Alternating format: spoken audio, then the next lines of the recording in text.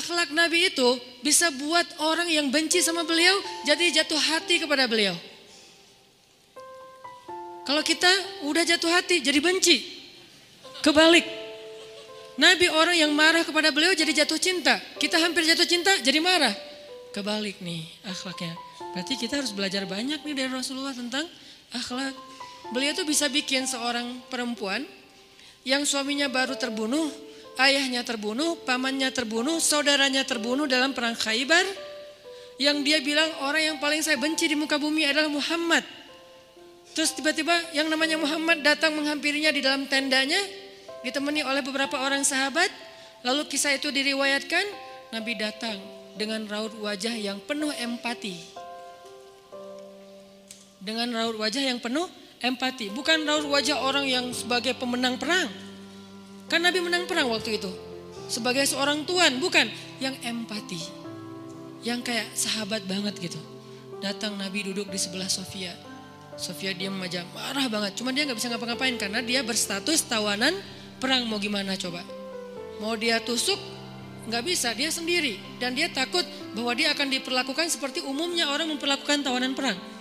Karena dia belum paham, belum kenal Rasulullah. Dia kaget ketika Rasulullah SAW minta maaf sama dia. Kaget, gak ada cerita orang dalam perang yang menang minta maaf kepada yang kalah. Ada gak cerita kayak gitu? Gak ada tuh. Yang menang minta maaf sama yang kalah. Maaf ya kami menang. Jangankan perang, sepak bola aja susah nyari yang kayak gitu kan ya. Ini akhlak nih untuk kita teman-teman di Bandung dengan Persibnya. Nanti di Jakarta dengan apa Jakarta teh? Persijanya. Nanti yang menang siapapun yang tanding, maaf ya menang. Dari mana lo akhlak kayak gitu? Rasulullah. Karena yang itu lebih serius loh daripada bola. Bola kan cuma permainan, entertain, olahraga kan. Gak seserius perang. Perang itu serius. Kalah itu meninggal artinya terbunuh. Kalau kita kalah paling ya kurangin apa? Nggak dapat skor gitu, nggak dapat poin. Kalau itu kalah terbunuh. Nabi datang minta maaf dengan ekspresi empati yang tinggi, yang dalam. Nabi itu kayak ngerasain banget perasaan Sofia. Minta maaf, menjelaskan. Sofia, maaf ya, aku ikut turut berduka atas wafatnya ayahmu, suamimu. Sofia marah banget. Terus Nabi menjelaskan apa yang terjadi. Aku tuh udah ngasih kesempatan agar kita gak usah berperang. Tapi mereka terus menyerang. Maaf ya, ngejelasin lagi. Maaf ya, ngejelasin lagi. Berjam-jam. Seolah-olah Nabi yang minta pengampunan kepada Sofia. Seolah-olah Nabi itu tawanan perang. Minta maaf, menjelaskan kejadiannya. Minta maaf, menjelaskan. Terus kayak gitu dengan ekspresi serius. Dan kelihatan banget lah. Ucapan dan ekspresi orang yang jujur kan kelihatan ya. Jujur bahwa beliau tuh empati banget. Bahwa beliau juga berduka. Terus sampai Sofia dari yang tadinya lihat ke bawah nunduk marah. Lama-lama ngelihat ke arah Rasul. Lihat ekspresi Rasul serius banget, malah dia jadi kasihan. Sampai akhirnya dia jatuh cinta kepada Rasulullah SAW.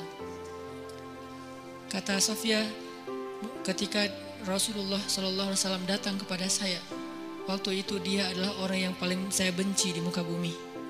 Tapi dia terus meminta maaf dan menjelaskan. Meminta maaf dan menjelaskan. Sampai akhirnya dia menjadi orang yang paling saya cintai di muka bumi. Akhlak Rasul.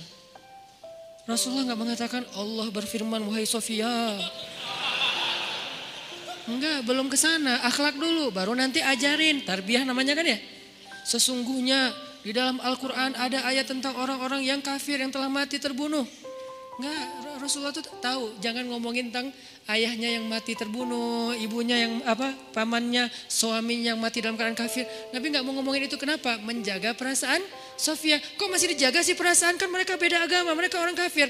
Inilah akhlak Rasul. Sehingga Nabi membahas yang membuat Sofia merasa kayak dihargai.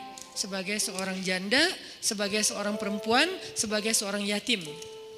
Sebagai seorang tawanan. Sehingga dia takjub dengan akhlak Nabi.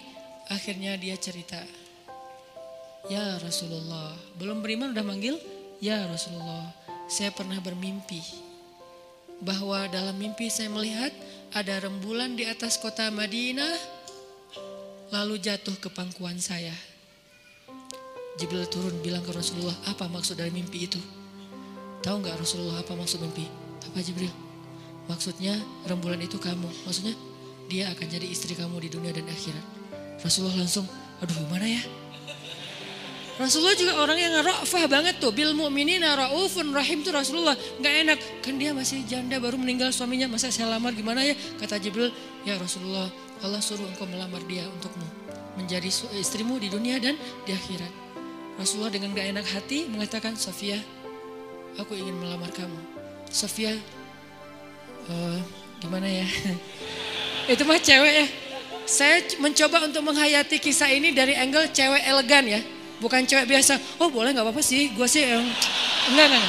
Cewek elegan, cewek terhormat, cewek yang soleha walaupun belum beriman. Pasti dia gak akan bilang, Alhamdulillah Masya Allah, A-nya panjang gitu kan ya. Terus pakai emoticon berderai-derai, enggak. Dia terhormat. Dia akhirnya saya terserah gimana baiknya aja, menikahlah Nabi dengan Sofia. Modalnya apa? Akhlak. Bukan mahar yang besar, bukan akun sosial media followersnya paling banyak, bukan eksistensi, bukan gaya-gayaan, bukan datang bawa mobil mewah, datang bawa akhlak. Ini kayaknya modal kita belajar juga nih gimana cara ngelamar calon istri, akhlak.